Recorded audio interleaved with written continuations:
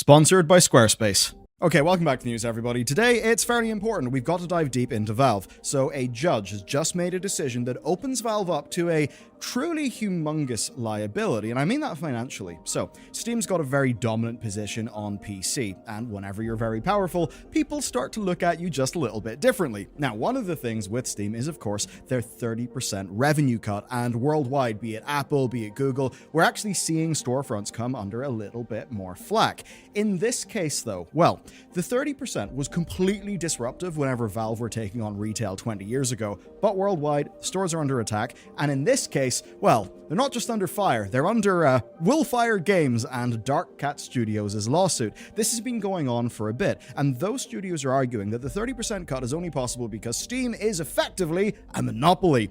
But the thing that matters today is their case just got bigger. That's because a judge has just granted class action status to it. And that actually means that every single US developer, publisher, whatever, who's paid Steam since 2017 could get a piece of the pie, right? That is an insane amount of liability. For context, Steam made an estimated $4.3 billion in just 2017. And in case you haven't noticed, Steam's only got more powerful since then. So that is a lot of potential payout money. Now, what's particularly damning in this case are these internal Valve emails. These surfaced as evidence against Valve in that case with Willfire Games. And what the emails basically show is Valve saying to developers, right, keep your prices the same everywhere or else you cannot sell on Steam. Now, the thing is, when we initially looked into this case, we all looked at the Steam documentation and we thought, based on the docs, that it only applied to Steam keys, right? And that kind of seemed reasonable. I mean, the idea that Valve would let a developer generate a whole bunch of Steam keys, sell them in some other person's store, undercutting Steam, and then that Valve would distribute that game, that did seem really absurd.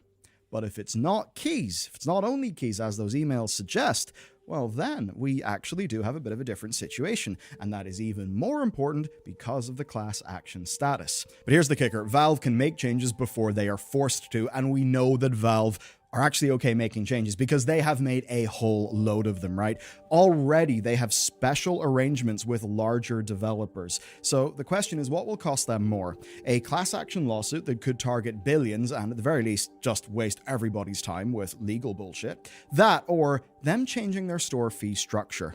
There's a lot to talk about today. We've actually got to dive into some new details from their Battle Pass change that have only really emerged on a closer reading. There's a lot. Valve are in a mood for change, and that's why they should also visit today's sponsor. Well, you know what? I challenge you not to have fun, and that's because it's Squarespace and their easy-to-use site builder and award-winning templates, plus their new features.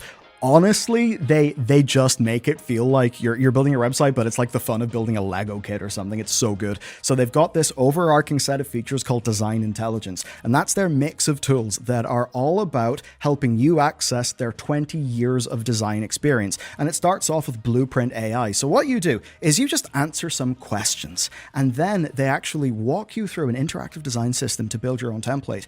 As an example, when I was younger and starting off, I didn't really know what a good font looked like. I didn't really understand color theory. I never learned those things. Squarespace actually helped to teach me those things. It's all curated and designed so that you can basically get the aesthetic that you want. Everything will be cohesive and it will look pro. It's fun because it's actually something where you get into flow state and you start learning. So from there, of course, you can iterate on your copy and your content. It's all seamlessly integrated.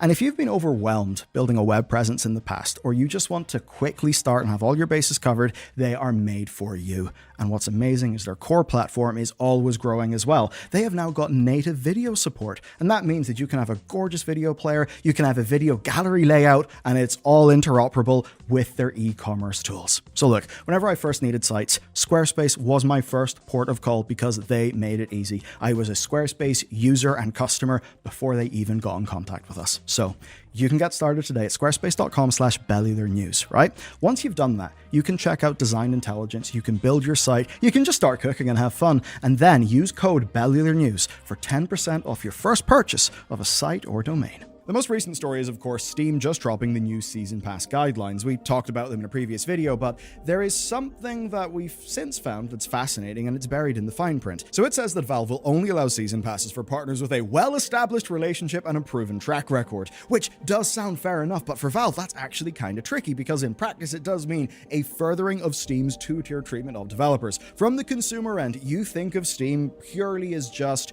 a big marketplace that runs on its algorithm, with Valve not really being that involved. It is actually not like that. Valve have a lot of, they have one-on-one relationships with publishers of various different sizes. Now, this whole thing with the Season Passes was likely kicked off, at least we think, by Paradox Interactive. That's because they were just a really big example of screwing around with those Season Passes, mostly with City Skylines 2. So the question then is, City Skylines 2 violated those policies. Will Paradox Interactive lose their Season Pass privileges? They absolutely should, based on those rules. So if they don't, we definitely should be a little bit skeptical or concerned. Now, I am willing to say that maybe Valve will do a short grace period, right? So the companies can make changes. What we'll be telling, though, is if Prison Architect 2 has a Season Pass, because basically that'll tell us, have Paradox been slapped in the wrist, as they absolutely should be, because of the way that they ran things. Now, the deeper worry here is the two-tier ecosystem, and Valve need to worry about this as well, because even if it's not malicious, and it's just based on them having limited resources, only giving it to partners who are a bit larger, it risks giving ammunition to the people who are trying to crack Steam open. That's why Valve should care. The point here is that Valve do not have to be a malicious bad faith actor to get in trouble. So a small indie who violates these rules, who doesn't have direct personal access to Steam, well, they should be treated the same as Paradox Interactive if the rules are fair.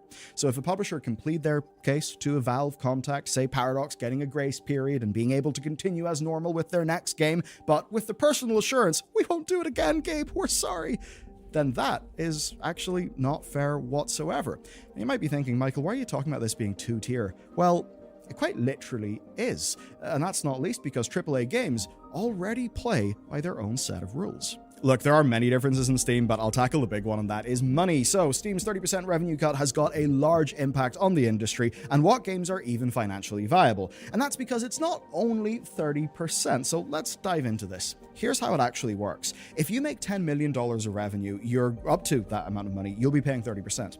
Between 10 and 50, you're paying 25%, and beyond 50 million, you are paying just 20%. Now, you may look at that and think, okay, it's only 10% of revenue. But remember, 10% of revenue is not 10% of profit. For many indies, that 10% of revenue, well, that could actually be the difference between profit and loss, or a 10% profit and a 50% profit, because, profit ain't revenue, you know how it works. Now, of course, Valve says that this exists to reward the successful developers who contribute to Steam's network effect. But let's try to do some maths here. Not all games are the same, and I don't know about you, but I'm tired of it all being the $70 AAA games that dominate everything. So for a $20 indie game, you need 500,000 sales just to start seeing the 25% rate. Meanwhile, if you're doing Call of Duty at $70, $70 minimum, that's like what, 143k sales? Very easy. So you can see the problem here. This tiered system that they are running with the payment split heavily favors the big publishers who can basically charge sums of money that indie companies can't, despite Valve's claims about supporting breakout indie hits. And the thing is, they do. I mean, you don't have to get your indie game into flipping GameStop or something. But the real kicker here is that Valve and the price fixing or sort of price controls that they're accused of implementing, well, those are actually a little bit damaging here on the indie game front when combined with their cut.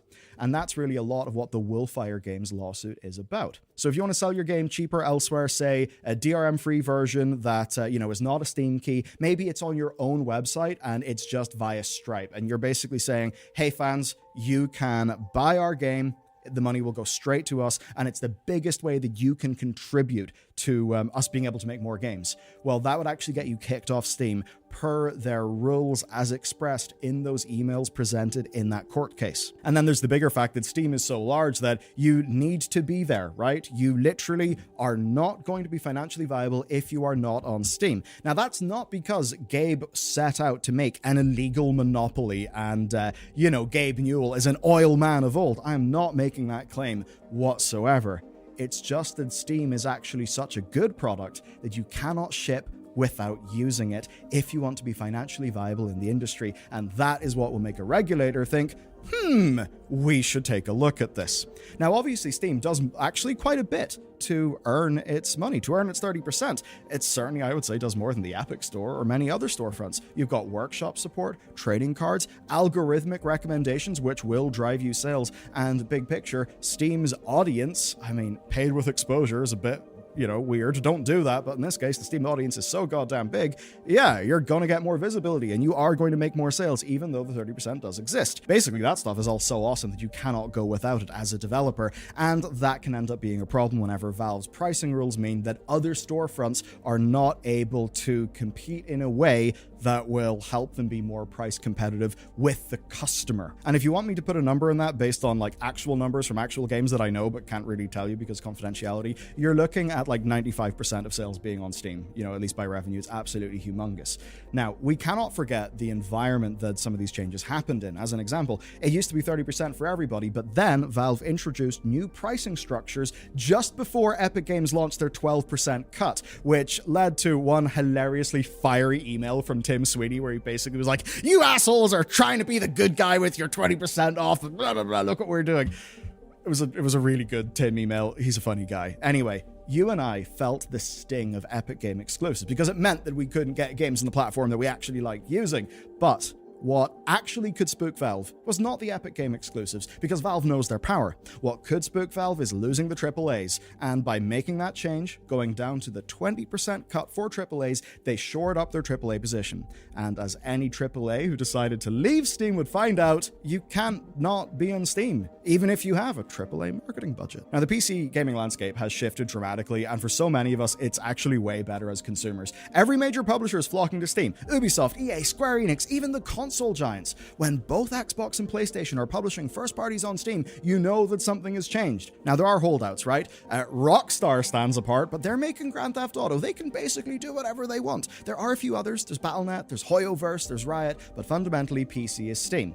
And even when the most powerful players in the industry feel like they have got to go to Steam, again, if you're a regulator, you're going to look at that and have a bit of a think to yourself. So with this, it's no surprise that the indies are actually suffering here, because Steam is not as indie a place as it used to be. Remember when Steam sales could fund a small studio for a year fairly easily? That's less the case. So here is a assessment from Mike Rose. Mike Rose runs an indie publisher. Here's a quote from him. "When the Steam summer sale happens, it's absolutely AAA all the way down that have paid for those slots. It used to be the summer sale would make us a year of burn rate. Now it's a nice little spike." And from actual data that I can see, yes, I do actually think that Mike Rose is right there. It certainly squares with numbers that I've seen from games on Steam.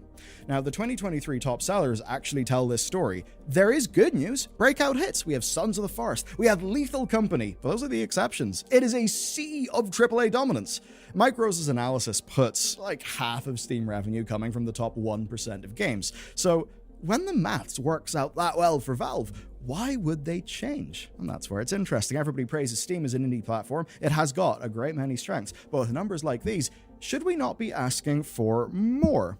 I actually think we should, especially because they are dominant. And taking a look at Apple, taking a look at Google, all the other stores that are having major international or, EU or, American bodies bearing down on them, I think Steam better start making some moves quick, so that they're making changes that they have designed and not ones that regulators are strong-arming them to do. Just glancing headlines, I think you'll also know that the unit economics of indie devs are, in large part, I can say this because we're near the end of the video, fucked. They're screwed. Of total revenue that you see in your Steam dashboard, you can expect to actually get like half of that. You know, there's Valve's 30%, you're going to have to deal with taxes and many, many, many little things, and that's not even taking into account the publisher's cut, because this entire industry is geared towards the last people seeing any of the fruits of their labor being the actual developers who made the thing. It is Steam first, Gabe always wins, then it's publisher, and maybe the developer will get something. And that is a massive shift between, I'm going to say, gamer/audience and being an industry. And I don't mean that in some sort of like, ooh, we know things you don't. That's like asshole shit. The point though is, even as a gamer, you know, when I wasn't like in around industry stuff, I always thought the developers got paid because they sold games. And you'd think that as well, like you buy a game in Steam, the developer gets some money from the game. That's absolutely not the case. That may not even be the default or the median. Game developers get paid by landing publishing deals. And if the game happens to do really, really, really, really, really, really well, then they'll get some money. I mean, I even know an example, and this is a big publisher. You have heard of them. Big indie publisher, you know them. Where you see the developer, right? They actually have to earn back. The publisher has got to receive double the development budget before the dev team gets a single penny. A single penny. That is how stacked against developers and stacked towards publishers and Steam this whole goddamn industry is. Those are the two groups who actually profit. Now, this year has seen a massive die-off in indies, and of course, the industry's financial rule set is a massive part of that. And that brings me to antitrust in the European Union. They're why we all get to have lovely USB-C ports in our iPhones. Cheers, lads. But also GDPR. Anyway, to cut a long story short, one bone that Apple, oh, lovely Apple, that Tim Apple threw out to all of us was the Small Business Development Program. If you earn less than $1 million a year, Apple charges you 15%, not 30%. Now that basically, that's under $1 million, so that's 150 grand is the difference there. That is humongous if you are running a small business. That's going to be multiple people's wages. That is absolutely humongous. But what it also is kind of like Miracle Grow for new companies. Take YouTube, right? A new creator incentive that changed YouTube's 45-55 split. That would be the difference between side hustle and full-time creator for many people who are starting out. Perhaps people who are making content in a niche that isn't humongous, but could be the niche that you personally enjoy. So if it's economically viable for, them to do that, you actually, the customer, benefits. And then because they're supporting long-term growth, the platform holders also benefit. Steam, of course, does no such thing. The people who get the worst deal are the indies, the people for whom maybe 150 grand, under $1 million or whatever it may be, would literally be a game changer that could allow them to go and make their second game, as opposed to just being, one and done, which is actually most indies. And what that means is that, Gabe, my man, my dude, you have got a chance to do a lot of good, but perhaps in doing a lot of good, you could also save yourself some legal trouble, right? And since 50% of Steam revenue comes from 1% of games, you guys have barely noticed the difference in your revenue. The 30% split, to be clear, does not make Valve a bad company ran by bad people. Valve are actually one of my favorite companies in the industry. I think they're awesome, and there is just that like small guy libertarian way of running their store that I fuck with. I kind of like it. But they, I think, need to do more to earn it here. And that's because in a world where the Epic Games Store is a black hole of game discoverability, what Steam can do is, well, it does its best to matchmake your game with someone who will buy it. That is amazing for indies. But the facts are that Steam is two-tier right now. You've got the indies, you've got everybody else who are able to leverage personal connections with Valve to get things like a daily deal, a weekend deal. Look, you guys may think that as an indie dev, you're just like, hey there, Gabe, can I have a daily deal in my game so that I can get some more sales?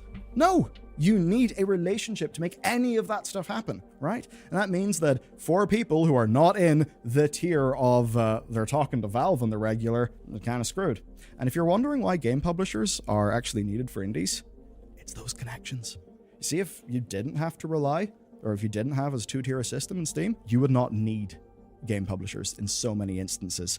And frankly, half of them are fucking parasites anyway. And so that's where we are right now. Valve has got better terms, better exemptions for larger players, but a fee that, combined with the price controls alleged by Willfire Games and that are backed up by Valve employee emails, that now are open to a class action, which all game developers in America, those reduce the economic efficiency of the entire video games market at the beginning end. Therefore, Valve, we need a better on-ramp. Perhaps 15% up to $1 million. It would be a game changer for so many studios. Valve, you would get more games. You would get more niche games. You, like the audience, me, we would get whatever strange games we really want. More often, the more that they are financially viable at that lower scale. And that would be great for the health of this industry. Because you know what? It is in indies and AA's rising that we're going to get what we want.